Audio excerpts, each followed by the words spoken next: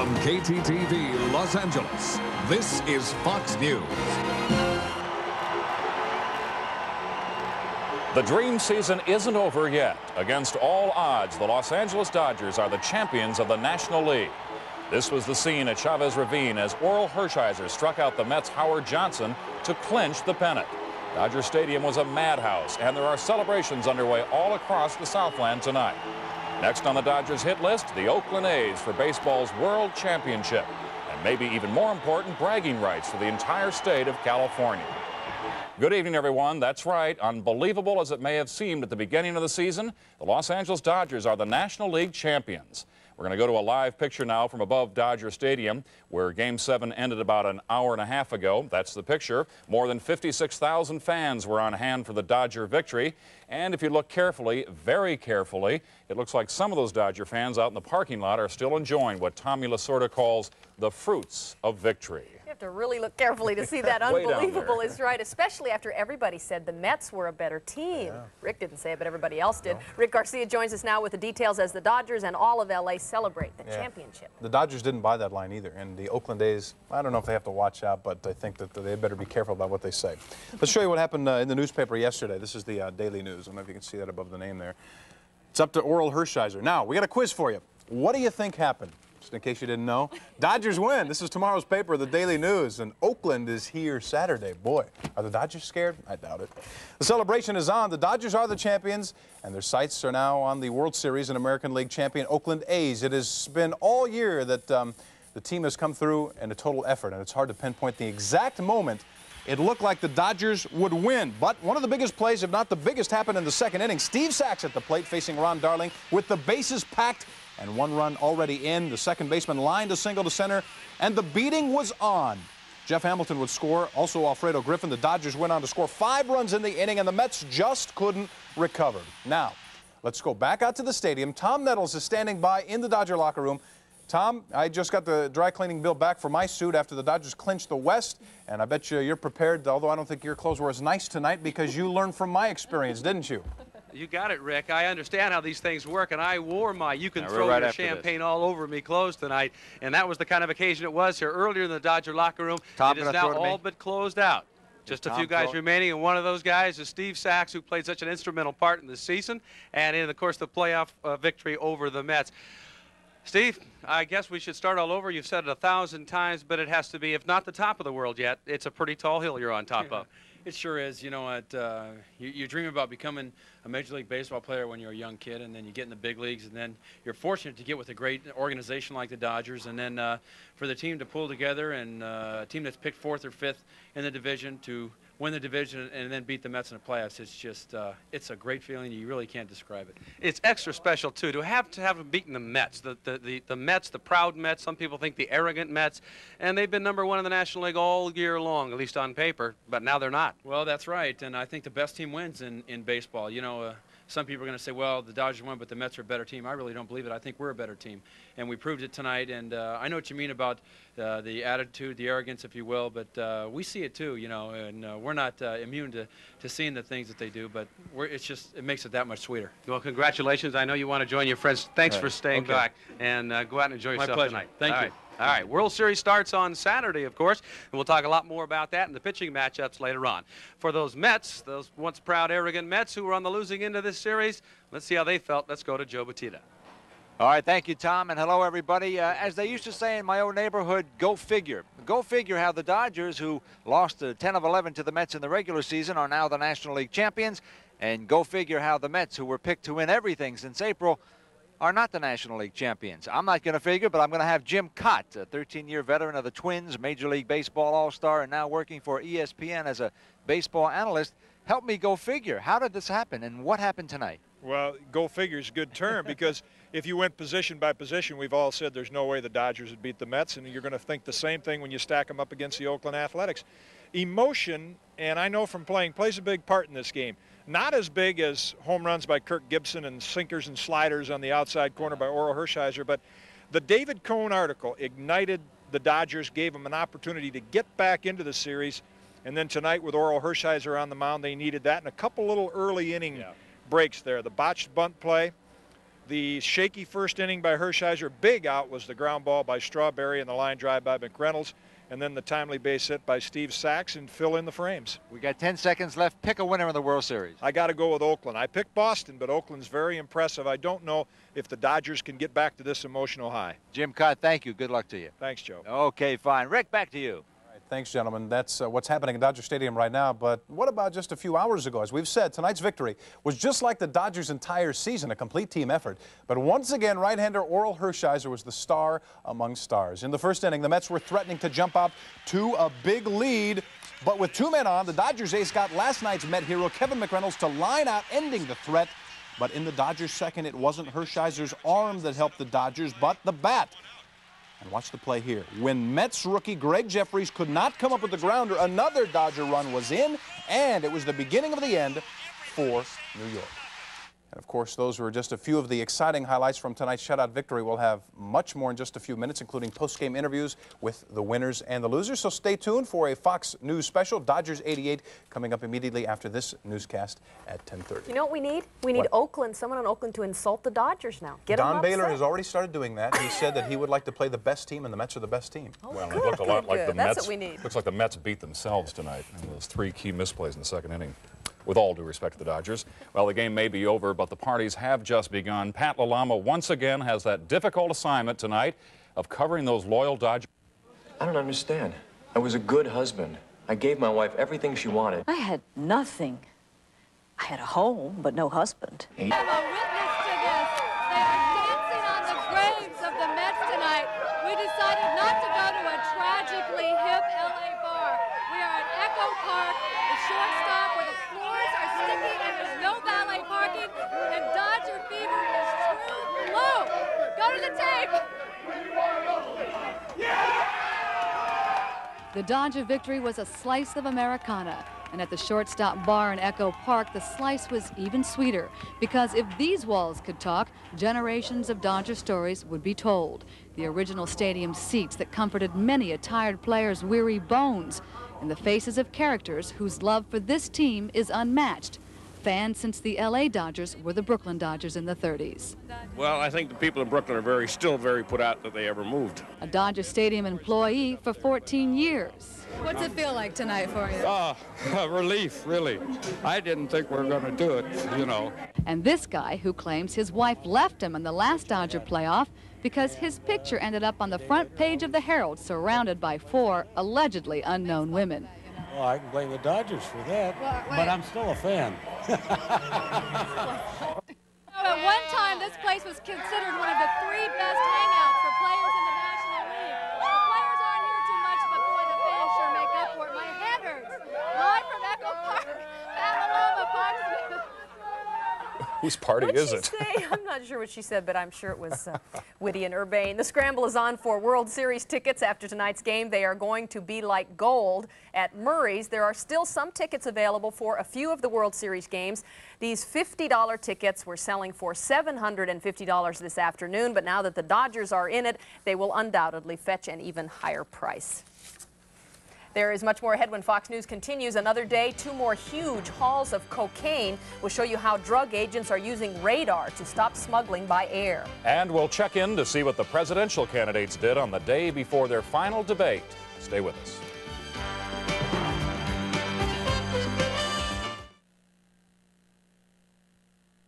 I don't understand. I was a good husband. I gave my wife everything she wanted. I had nothing. I had a home, but no husband. 18 years of my life that company had. I was the best. He'd go to lunch and never come back. I liked him, but... Sometimes the last person to see an alcohol problem is the person who has the problem. Why me? Why? Beats me, pal. Call Care Unit. We help more people stop using alcohol and drugs than any other hospital program. I don't have to worry about track auto's quality. It's there. I can concentrate on what I do best. Bowling lesson? Oh, Fred, you're up. This week at Track, Haviland 10W30 or 10W40 motor oil is just 54 cents a quart. GE Power Plus halogen headlamps are as low as $5.99 each. Plastic-Color custom fit car mats are just $18.99 a set. If you need it, Track's got it. I bring your arm back like this for the release. Like this? Track auto. Listen up for a great deal, you see. Just 88 cents gets you cable TV. You get more entertainment, more channels, more fun. More choice, more value, more for everyone. Call 1-800-321-2600 and get cable TV, HBO, and Cinemax installed for as low as 88 cents. Plus your first month of HBO or Cinemax for 88 cents. Offer limited, 1-800-321-2600. Choose cable TV. When your stomach feels like this, you want this. And when your stomach feels like this,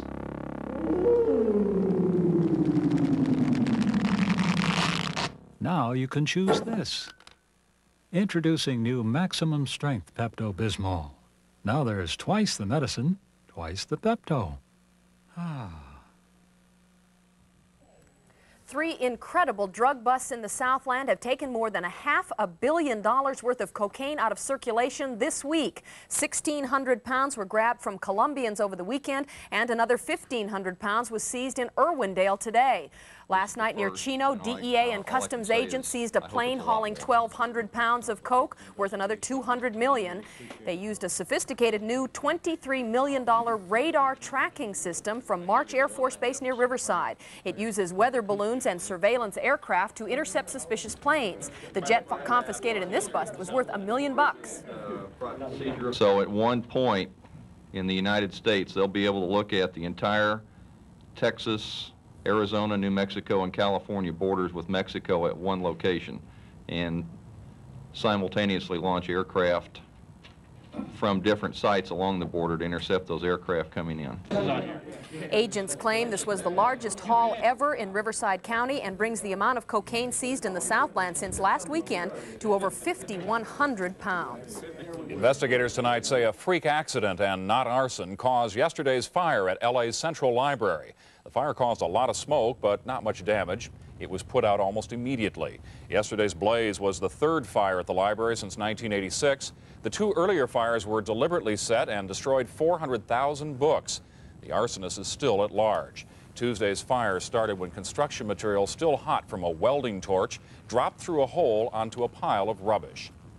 A Los Angeles union official was shot to death at work today. It happened at the offices of the Steamfitters Local 250 near Los Angeles Harbor. 56-year-old Willie Sanford had just reported to work. Police say another union member walked into the union hall and opened fire on him. Sanford was rushed to Harbor General Hospital with a bullet wound in his head. Family members stood vigil at the hospital but were given little reason for hope. Except that the damage that he sustained was so massive that the physician told us he probably was totally 100% brain dead before he hit the ground.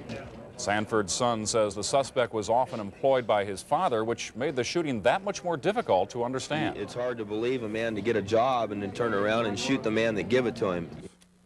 The suspect, 53-year-old Ronald Soisette, remains at large tonight. 1/3 of the charges against the defendants in the McMartin preschool molestation case have been dropped tonight. Judge William Pounders today dismissed 27 charges against Peggy McMartin Bucky and her son Ray. In addition, prosecutors moved to drop 8 other counts, apparently because of insufficient evidence after 3 children refused to testify. The DA's office says it has enough evidence to convict the Buckys on the 65 remaining charges against them, but the defense claims that prosecutors are simply trying to cut their losses by eliminating the children who told the most bizarre stories of molestation. The trial has now been going 15 months. The defense will begin calling witnesses next week. A major U.S. defense contractor has agreed to plead guilty to fraud and to pay a whopping $115 million in fines. For 5 years, the Rockford, Illinois-based Sunstrand Corporation has underbid on defense contracts and then later billed the Pentagon millions of dollars in hidden costs. The company admits the Defense Department paid for such things as birthday parties, servants, and country club dues. Pentagon officials may now suspend Sunstrom from bidding on contracts, but the government needs the sophisticated aircraft parts manufactured by the company, so the suspension may last only a couple of months. Tomorrow night's presidential debate could very well decide the outcome of Campaign 88. Political analysts say it's particularly crucial for Dukakis to make a good showing because he continues to trail George Bush in the national polls. Tony Valdez reports on last-minute preparations And he looks at whether the debate is a face-to-face discussion of the issues or simply a media event. Lights, cameras, action. Tomorrow night's debate at UCLA will have all the trappings of a Tinseltown production. In fact, the 37 miles of television cable that will be used would easily stretch from Westwood to Hollywood and back. Talking normally, 1, 2, 3. For the engineers as well as the candidates, there will be no room for error during this live broadcast with an anticipated audience of more than 60 million people. Contrary to what you've been hearing about the apathy of the American public, we've been pleased and proud that more people have watched both the presidential and the vice presidential debate this year than watched in 1984. With 4 weeks left before the election, Governor Michael Dukakis spent a few minutes today pitching in downtown Los Angeles, and Vice President George Bush was running in Beverly Hills. Feeling pretty good. Many political analysts believe that from this point on, personalities will count more than platforms toward a victory. Fortunately, the vice president comes across in his own natural way as a very likable, warm fellow that is a very desirable individual. People feel very comfortable with him. And that's why television is so important, because it brings candidates right into the homes of the people who put them into office. It's into their living rooms, into their dining rooms, into their kitchens, into their bedrooms, every night for 4 years. And so they want to know who this person is that they're inviting in. In that sense, Congressman Coelho described George Bush as the candidate who could inherit America's love affair with Ronald Reagan, while Michael Dukakis was characterized as a blind date. In Los Angeles, Tony Valdez, Fox News. Still ahead, investigators have come up with a cause in yesterday's Central Library fire. And surprising news about who's making it big in the construction business. Don't go away. Marilyn. Hi. She's glamorous. Zowie. She's sexy. She's legendary. Look how she moves. It's just like Jell-O on springs. Fox 11 presents 2 nights of classic Marilyn. This is a wonderful party. Tonight at 8, some like it hot. Friday, it's the 7-year itch. Classic Marilyn, only on Fox 11. In selecting the winner of the European Car of the Year award, judges have considered the following criteria: value and general design, performance, handling and general roadworthiness, safety. Introducing the winner of the European Car of the Year award by the widest margin in history, the Peugeot 405. Books cost too much, so I opened Crown Books. Now you'll never have to pay full price again. If you enjoy art, cook, travel, mystery, or how-to books, they're all here. We have over 10,000 books to browse through. The lives of John Lennon, sex, drugs, and rock and roll. Does Albert Goldman tell it like it was? You decide, just $14.92. Sherlock Holmes' original stories and illustrations as they appeared in the Strand, just $7.98. So remember, if you paid full price, you didn't buy it at Crown Books. This may seem like just a phone, but it's also your tool in getting help if you've been involved in an accident. By dialing this number, you reach the 24-hour accident helpline and attorneys with over 20 years' experience in personal injury law. Call now and help will be at your door within 24 hours, and you pay nothing until your case is settled. Now the answer to your problems is within reach. Call 1-800-343-6733. Well, since we already told you about the library fire, this item about lifestyle stress. No matter how hard we try, those of us who live in the Southland just cannot seem to buy peace of mind. According to an article in Psychology Today, Los Angeles, Long Beach, Riverside, San Bernardino, and Bakersfield rank among the 25 most stressful cities in America. Now, the author based his results on crime, suicide, alcoholism, and divorce rates, not weather or climate or lifestyle. The magazine says State College, Pennsylvania, that's the name of the city, is the best place to live for psychological well-being. The worst, predictably, Reno and Las Vegas. Kirsty. Billionaire developer and mega mogul Donald Trump is buying up a chunk of Eastern Airlines. Trump's agreed to pay $365 million to purchase the Eastern Shuttle, which serves Boston, New York, and Washington. The shuttle is considered Eastern's crown jewel. It is their most profitable operation. The airlines union say they will go to court to block the deal. They say selling off the profitable shuttle could mean the end of Eastern Airlines. Donald Trump intends to name his new airline after himself. But the men don't own everything. Alan is here to tell us about some of the tens of thousands of female bosses in Southern California. Well, women are getting the key to big business, and as you can see, it's a big key to big business. Folks, women are getting more of your money. In the last decade, about 2/3 of the new jobs were filled by women, and more women are starting businesses. These women are getting help from the U.S. Small Business Administration to set up their own businesses. Since 1980, the number of companies owned by women is up 50%, and some companies are making a lot of money. We're seeing unusual growth in construction and manufacturing for women business owners. In fact, receipts for them increased 200%. Women now own about 10% of construction firms. The concrete and steel contractor on this job is this woman. Construction typically is the man carpenter, the man, in my case, iron worker, and obviously I can't go out in the field and place steel. Despite handicaps, women ownership is growing. In fact, here in Los Angeles, women own more than 52,000 businesses. And it's estimated that those businesses owned by women have nearly $2 billion of sales each year. By the way, 28% of all businesses owned by one person are owned by women. Now, Mendelson here hopes the stocks you own did better than the industrials. They fell a sharp 30 points in moderate trading.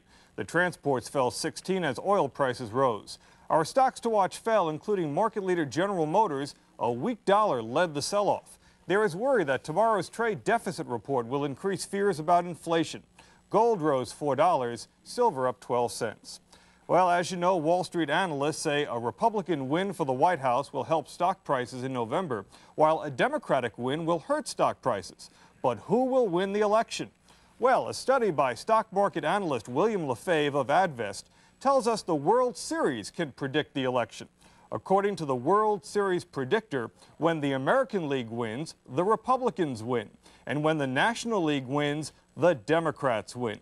The World Series predictor has a batting average of 889 over the last 9 elections. Not bad, fans.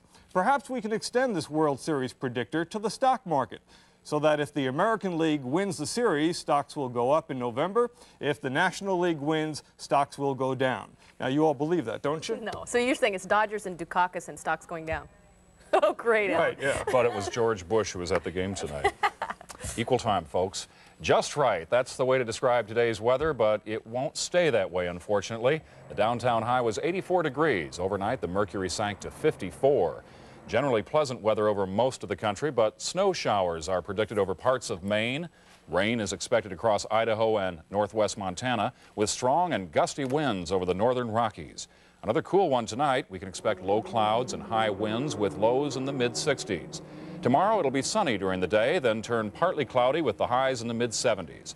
Our Fox 5-day forecast calls for partly cloudy days and warmer temperatures over the weekend. Beautiful autumn weather. Yes. Still ahead, a second reading of the controversial book about John Lennon. Eric Burns turns the page and finds a different story than he did the first time around.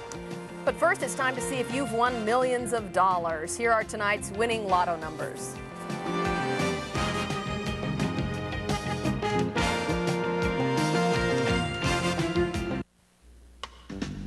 Listen up, it's the last chance you see to get a real special deal installing cable TV. Big savings, dollars and cents. Get you started on the best, on the most, it makes sense. You get news, you get sports, you get movies, all sorts. You get shows for the kids, the husband, the wife. You get songs, you get laughs, every interest in your life. More entertainment, more channels, more fun. More choice, more value, you can tape it on the run. Order now, call the number that you see on your screen. Save money, and you'll see what we mean. This is your last week to call 1-800-321-6400 and get cable TV, HBO, and Cinemax installed for as low as 88 cents.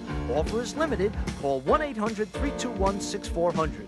1-800-321-6400. So for total entertainment, the place you should be is choosing from the channels on cable TV. I'm Cy Sperling, president of the Hair Club for Men, and these are just a few of the men who called our toll-free number for our booklet about thinning hair. This is the booklet that tells you what you need to know about every hair replacement method available. It discusses everything from toupees and wigs to transplants and weaves, and it even has a section on the realities and misconceptions of minoxidil. Just call our toll-free number now, and I'll send you our new updated edition, which includes a whole new series of before and after photos like these. These men are actual clients and not models. They're men like you who discovered that you don't need drugs or chemicals, surgery or miracles to have a full head of hair. To get all the facts free and without obligation, just call our toll-free number now, and I'll send you the new booklet. And remember, I'm not only the Hair Club president, but I'm also a client. We have an item from our Setting the Record Straight file tonight. Eric Burns has what we hope but don't really expect to be the final chapter in the controversy over a new John Lennon biography. In commenting on Albert Goldman's biography of John Lennon a few weeks ago, I said the following: the most troubling things Goldman tells us about Lennon have either been published before or have been verified in Goldman's book by several other sources. As far as I know, none of these sources has contradicted Goldman. Well, now it seems at least two have. The documentation for Goldman's bitterly negative portrait of John Lennon is beginning to fall apart. And when I touch you, I feel happy inside. According to an article in the October 20th issue of Rolling Stone magazine, a musician named Jesse Ed Davis and a hanger-on named Tony Monero both claimed that Goldman lied when he quoted them about Lennon in his book. It gets worse. Two of Goldman's major sources for the book were a woman named Marnie Hare, a friend of Yoko's, and Fred Seaman, a gopher for John. Rolling Stone has learned this. Hare sued Yoko for $1.5 million when her daughter was injured playing with Yoko's son Sean. Hare was awarded only $18,000. As for Seaman, he was indicted for grand larceny for stealing Lennon's diaries and personal effects, apparently to use for a book he planned to write about Lennon. The book was never written. In other words, both Hare and Seaman bore grudges against John or Yoko or both. In other words, both sources had reasons to deceive Albert Goldman. Neither, by the way, would speak to Rolling Stone. Now, I got this T-shirt in the mail the other day, courtesy of a man who once promoted a concert at which Lennon appeared. It's not the right size. It may be the right sentiment. And that's Fox News for Wednesday night. Thank you for watching. Please stay tuned for Dodger 88 with Rick Garcia coming up next, and a current affair will follow at 11. Good night, everyone, and congratulations, Dodgers. Yes, good night.